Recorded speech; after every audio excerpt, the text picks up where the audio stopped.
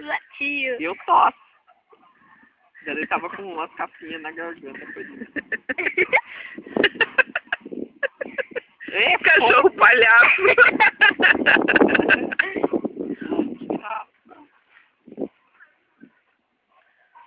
Pegar um graveto pra ele. Esse cachorro tá doido. Ele quer arrancar a árvore de todo jeito. Ah, isso afunda, meu filho.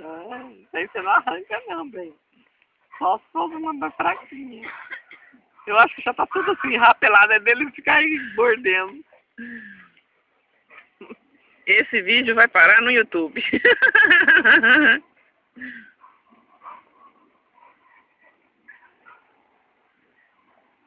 Olha só. Olha, é só pra destruir mesmo. Tranquilo.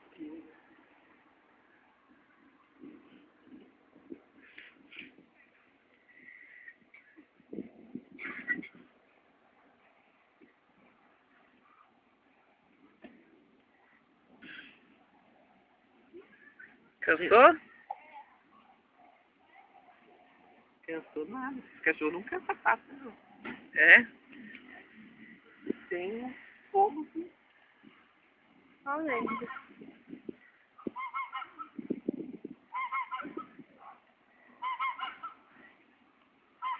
Se catar um galinho pra ele, acho que ele para mesmo de morder isso daí.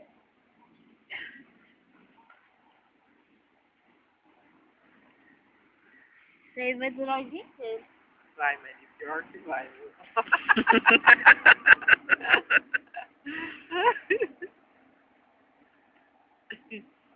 Ele não para de cismou com o tronquinho ali.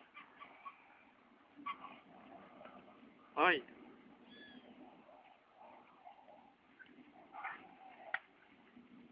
Aí ele joga fora. Que foi? Ai, que lindo que você é! É? Ai, que lindo! Não quer quebrar o pau, não? É, menino? Ai, como você é bonito!